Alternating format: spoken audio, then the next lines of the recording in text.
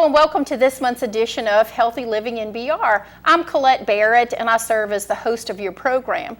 The Mayor's Healthy Cities Initiative, sponsored by Mayor Holden, brings community partners to the table to help us understand better how to live healthier lives here in the capital city. We have some awesome guests with us here today. As this is summertime, our total focus is around children and kids. So welcome to this month's program, and I'd like to welcome our guest today from the Summer Feeding Program. School and Nutrition Specialist from the East Spanish Parish School System. We have Miss Felecia Barnes, the leader of that team, and we have Miss Sandra Batiste, who is also a leader in that team. And they're here today to talk to us about the Summer Feeding Program, an extremely important program for our community when it comes to how do we make sure that our children continue to eat healthier when they're no longer in school. So welcome, ladies. Thank you. So glad that y'all are here. Miss Felecia, yes. Tell us about the Summer Feeding Program. Tell us where we can go get information, where the sites are, and how we're going to motivate our parents to make sure our kids get out there this summer. We currently have 77 sites around the city where we are serving the summer the meals for the summer program. You can get both breakfast and or lunch if you desire, and you can go to the Mayor's Healthy Living website to find any site that you can eat at, whether it's like I said, breakfast or lunch, Monday through Friday. Some sites are open. A few of our school sites are open on Fridays, only about 8 or so, but the remaining ones that are open on Fridays are other sites such as churches and break parks. So on the Healthy BR website, there's a map that'll tell you where the programs are. Exactly. Very important question. Who's eligible to come and eat at the Summer Feeding Program? Anyone under 18 years old. Any child, whether they are 1 or 2, up to 18. Anyone under 18 years old is eligible for the program. So I don't have to register anywhere. I don't have to bring proof of ID or an age card. Tell me what do I have to do in order to participate? The only thing you have to do is show up at the site, like I said, whether it's a school site or not, within the times that we are serving the meals there, and be under 18 and you can eat. There is no charge, there is no registration or anything. Just show up and we'll be more than happy to feed you. I think that's a really important aspect because people will often say if it's too good to be true, it can't be true. But this summer feeding program truly is a gift to the community from the East Spanish Parish School System, from the city parish, about making sure that children have access to healthy meals a couple of times a day during the summertime. Exactly. So why don't you tell us what those meals look like? Oh, we have wonderful meals. Our meals are actually derived from the meals that we serve during the regular school year. They are very, very healthy, but they are also very good meals. The kids get a chance to try sometimes some different things that they are not accustomed to at home. So, and we also have a bunch of multigrain products, and we offer milk at every meal. All of our milk is either low fat or skim, and we also offer fruit at every meal. Sometimes kids may not like what you're serving, but they usually like the fruit. Yeah. So we always have a fruit and or a vegetable at lunch, always a fruit at breakfast, and we have milk, like I said, for every meal that we serve. Which really is important when you look at the 5210 plus 10 concept that the East Spanish Parish School System has signed off on, and our community as a whole has embraced around childhood obesity. To be able to get 3 servings of fruits or vegetables through the summer feeding program is over halfway of getting your 5 servings every day. So it's a wonderful opportunity for our families to be healthy during the summer. It is, and it also can help parents by providing meals for your students when school is out, because I know as a parent sometimes that can be a burden because the kids are not at school, they're at home, so they're eating a lot more. Right. So, they can go there, get the healthy meal, get the things that they need, and then the parents can probably do something else with that money. They can spend it elsewhere. Yeah, getting ready for school. I mean, back to school is always a strain financially, getting things ready. So that's a really good idea, is to think about how participating in the summer program helps extend your family budget. It really can. Yeah. Now, how many meals did we serve last year? last year we served over 171,000 meals. We did wonderful last year. We did, I think, 132,000 only in lunches last year. So we did great. The program is out there. It's out there now. We really urge everyone to please go to one of the sites and eat. Like I said, it does not have to be a school site. Even the churches that we have, they will welcome you because all of our sites are considered an open site, right, whereas anyone can just come there and eat. Yeah. You don't have to be a part of the camp, whether the church or the organization that has a camp going on there. You don't have to be a part of it to participate in the summer feeding program. I mean, this is like a really awesome program, and so I wonder how, you guys coming on here and telling our audience how they can participate, don't we challenge the people listening to make sure that they tell others about it? Yes, we can. We would really like to serve more meals than what we did last year. That is always our goal. We want to do more than what we've done in previous years. Mm-hmm. And we really need people to get out and go to the schools or go to the sites and eat with us, please. And it's not too late to participate. No, ma'am, it is not too late to participate. The program will go on until July 27th, although in certain areas or certain sites, it may close, prior to then. But all you have to do is make one phone call and we can let you know the closest site to where you are located. Right. And so would you share with our audience what that phone number is that we can call? You can call us at 226-3768. That's 226-3768. We are there Monday through Thursday as early as 6 a.m. and we'll be there until 4 p.m. each day. And also sometimes on Friday mornings I'm in, but definitely Monday through Thursday we're there. Well, I know we're serving healthy, so why don't you help our audience visualize what does a meal look like at breakfast? The breakfast basically consists of a bread or meat and a fruit and a milk. Lunch always consists of the meat or a bread, a vegetable or a fruit, sometimes a vegetable and a fruit, and the milk. So really good, yes, solid, balanced nutrition for children. Yes, ma'am. Now, why is it so important that our kids continue to eat healthy during the summer? Well, actually, it's part of the healthy initiative. We overlap during the school year because the children, we know where they're eating during the school year. We know what we're providing for the school year, but it becomes a struggle during the summer for parents. So we kind of help the parents out to boost them along, to kind of economically boost them along to provide these healthy meals for the children for the summers. And so if this is, open for the entire community, what do you think it is that prevents people from going?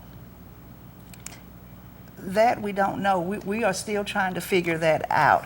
And I do understand sometimes parents are at work and you may leave your children at home alone and you may say, don't leave out of the house. And I can understand that at some point, But we have the healthy meals there. If they could come to some of the school sites, someplace that you would feel safe letting them come to eat, we are there, and we haven't had a problem with, with the kids coming on the campus to eat. Right. Okay. Nothing at all. So breakfast starts serving at? Sometimes 7 o'clock. It depends on the site. On the site, right. Yes, you have to know the site. Yes, if it is a high school or a middle school, they start at 7 o'clock, and breakfast generally runs for 1 hour, so it's 7 to 8. If it is an elementary school, breakfast is going to run from 8 to 9. But if it's a non-school site, it would vary on the site. Right. And again, you could call me at the number, or you could call the site directly, and they can let you know what time the meals are being served. Right, because on the website, if you hover over it, it gives you the phone number. It does. Right? Yes, the address and the phone number. Very good. So it's available for people to kind of figure that out. Yes, right? ma'am, Okay. it is. And so tell me, this is kind of innovative. How did you all get started doing this?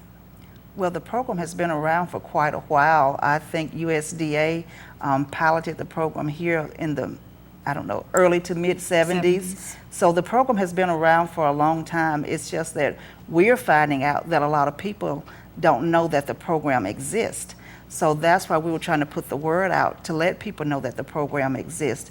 We've had instances where we've had church groups to come on because they may offer a summer camp, and this has really helped them. They don't have to pay for the food for the kids that are coming to their camp, but they can still provide a good breakfast and a good lunch for the students that are going to be, in their church camp, or not necessarily church, but whatever camp it is. So sometimes it's just to let people know that we are here. Yeah, it's broader than just the school system or It is. just city parish government. Correct. It's It is. all entities within our community can serve as a site. Exactly. Anyone that would like to be a site. Actually, we do have a couple sites that are going to start for the month of July, so it is never too late to start. So that's something to really consider out there in the community, is that if you have a program where children come, even if it's just a couple of weeks, to please call the office and talk to Miss Felecia and her team to see possibly you can add meals for breakfast and lunch as a part of your camp program and serve a community effort. Yes, ma'am, you can. And we do have a couple of them where they just may service breakfast or they just may service lunch. We do provide both of them. We would like for you to do both, but if you can only do one, we can work with you in just serving just that one meal. And so it's really very important as you guys focus on healthy meals and healthy child nutrition. What is it that you would want to share with grandparents and parents in the community watching this program about the summer feeding program? Well, the first thing is to let them know that we are here, and we are here to provide your child or your grandchild with a healthy meal, a well-balanced meal. And we've been here for a while, and we will continue, I hope, to be here for a while to provide that service to you all. We just want people to take advantage of it. And Miss Sandra, anything else that you want to make sure our audience is aware of? And just also to let the parents know the children don't have to be a part of a particular program. They can just go to the schools and eat. Anybody can just go and eat. So I think that's what happens. A lot of parents are apprehensive about sending the children to schools because they're not a part of whatever is going on the campus. But you don't have to be a part of what's going on the campus. Good. Thank you all very much. You used a word that I thought was really very, very, very appropriate. It's an open program, or open to all children across the community. Yes, it That's is. correct. Very good. All right, we're going to take a short break, and when we come back, get ready to jump and splash into fun in the water.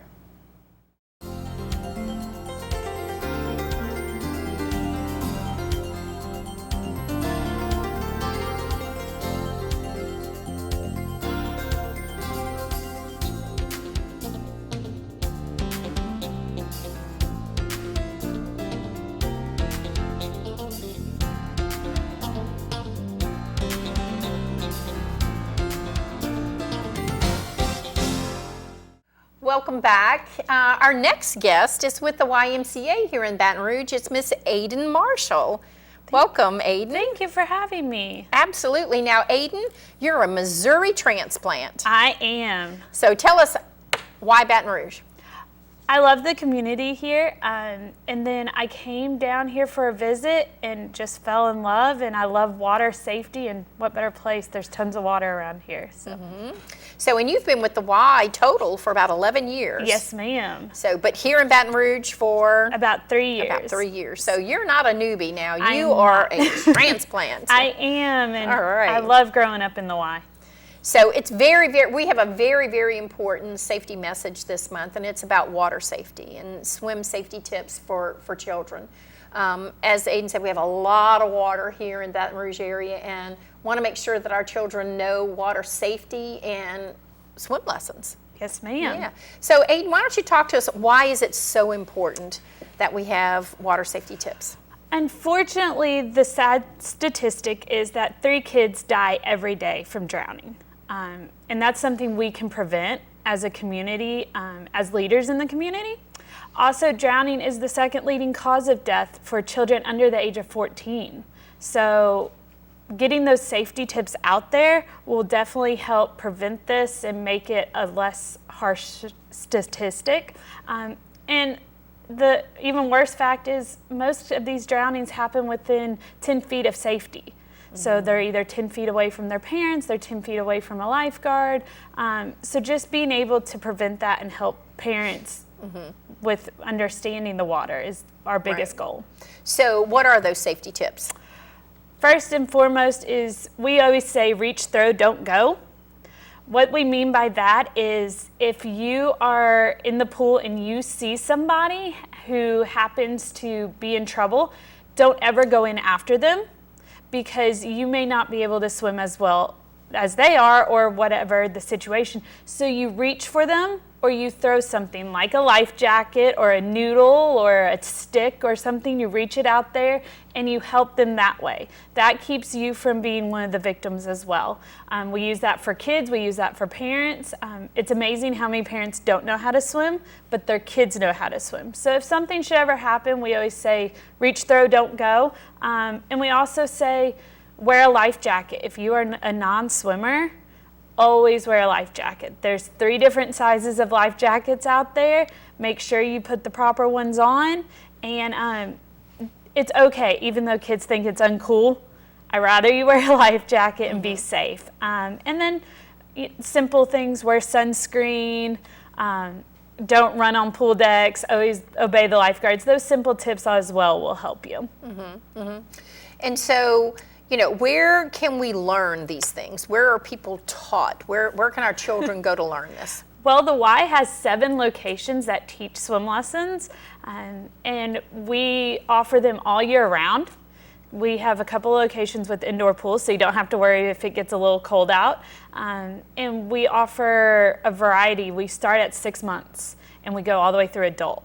And we also have adaptive swim lessons as well. So kids with disabilities or adults with disabilities can take them as well to learn their safety.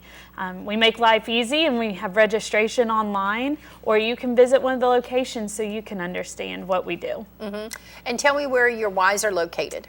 Okay, we're located all throughout Baton Rouge. We have one on South Foster, AC Lewis.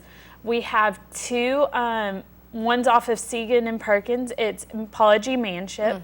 We have Exxon Mobil down by the airport. We have one in Zachary as well. So you can go out there, and then all the rest are kind of in between those locations. Those are kind of the parameters. So our website, ymcabr.org, has all of our locations, times, hours, what we Right. offer. And there's a pool at almost all of them. There is. We have a total of 9 locations in the capital area, but only 7 have pools. So. Okay, well, very good. And so for some of our families, cost may be an issue. And so are there free swim programs There is or a- scholarship? Well, we have both. Good. We have a scholarship program at all of our locations. We call it financial assistance, and those help with any financial concerns. But then we do have a free swim safety program. However, this is a national program done by the National Y. It's called Safety Around Water. We have partnered with the EBR school system and BREC to offer this in the schools. So we do about the Jefferson Terrace location, we do 150 kids. So our goal is to have fun around water, not fear the water. So many kids are fearful of the water. Either they've had a bad experience or mom and dad have made them so you don't go, you don't go. So we want it to be, fun.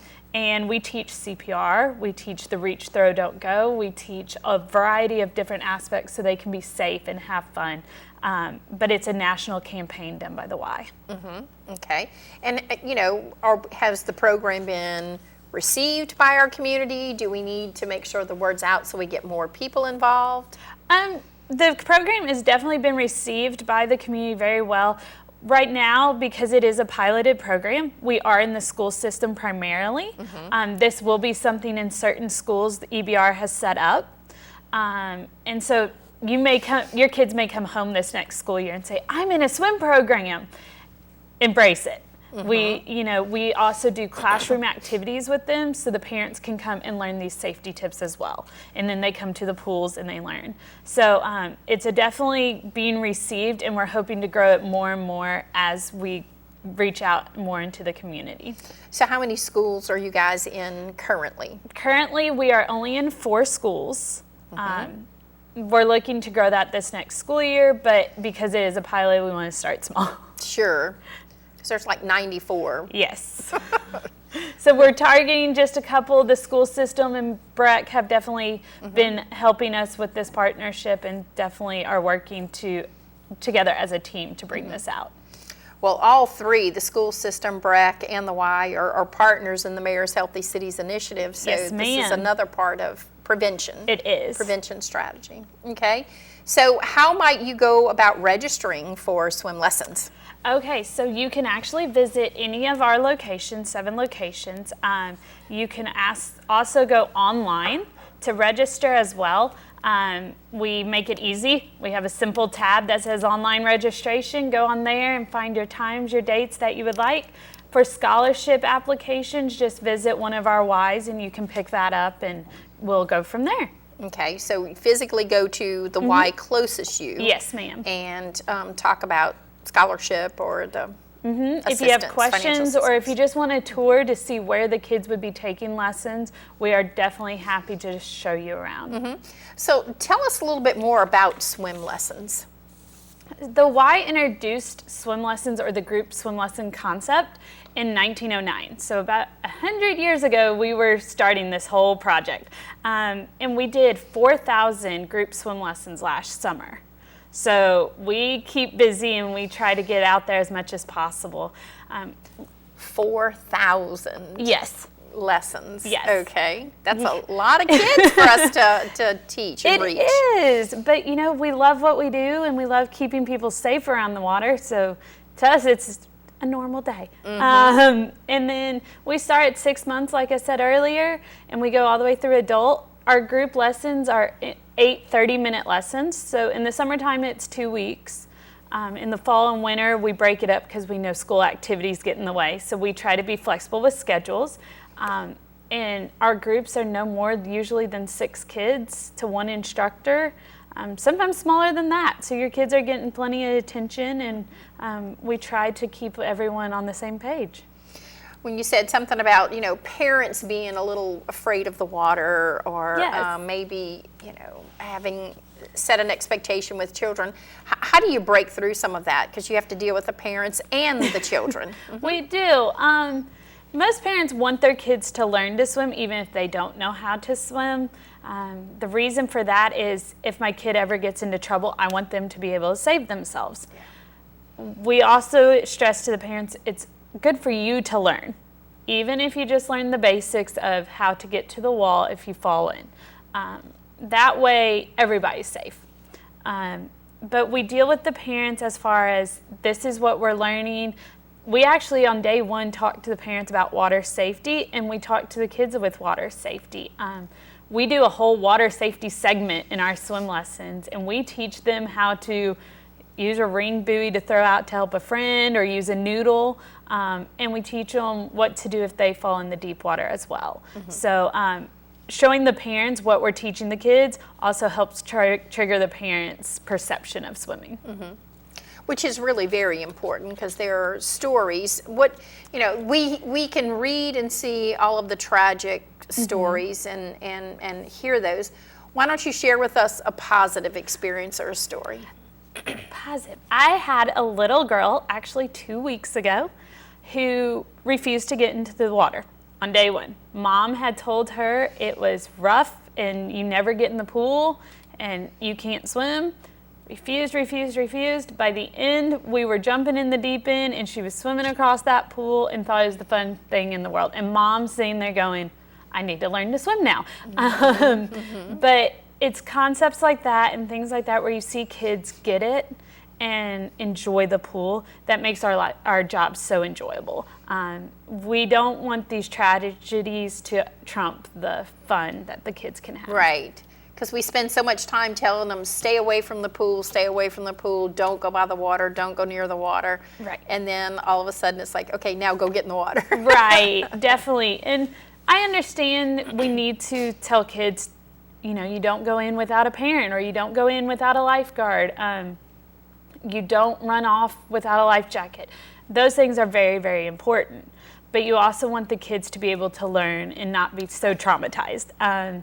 If you're at an apartment complex, make sure those gates are closed. That's one of the leading things is kids will open that gate and just run in and not think twice. We had that last year here in town, and those kids are actually in swim lessons and are on swim team now. So just doing things like that helps. Okay, well, Miss Aiden, thank you for your efforts to keep our children safe, not just in the summer, but all year long. If there's one thing you want to share with our audience, what is it that you want to leave them with? Safety first. Don't be distracted around the water. Be a water watcher. Look for everybody, not just your kids or your family. Look out for everybody. Good concept here in Baton Rouge where we take care of everyone's neighbor. Yes. All right, well, thank you, Aiden, for being here with us. And please give our congratulations and thanks to the Y for being an awesome partner in Healthy BR. We have a lot of things going on across the community. As is during the summer, it's time for families to come together. For more screenings, health fairs, other information and resources, please go to our website, www.healthybr.com, to see what's up and coming over the summer. You heard earlier today about the Summer Food Service Program. We really encourage our entire community to participate. This is not just based on financial need. This is a community resource and service. So if you're in a community that has a school, go there for breakfast one day just to check it out and see what's going on. Interact with the other kids in our community. I think we all may learn something from a communal approach on how we break bread together. So this is up and running. Remember, anywhere across the community under the age of 18, we're welcoming and hope that you'll join us. You can also go to our website on healthybr.com to see the map of where all of these different locations are across our community. The Red Stick Mobile Farmers Market is open for the spring season, and the Red Stick Mobile Farmers Market stops for this spring are on Tuesday evenings and afternoons from 3 to 6 at the ExxonMobil YMCA near the airport. On Wednesdays, we go in the morning from 9 to 10:30 at the Scotlandville Library, and then from 12 to 1:30 at Star Hill Church. On Thursdays, from 9 to 10:30 at the Charles Kelly Community Center, and then back up again at 11:30 to 1 at the Leo Butler Community Center.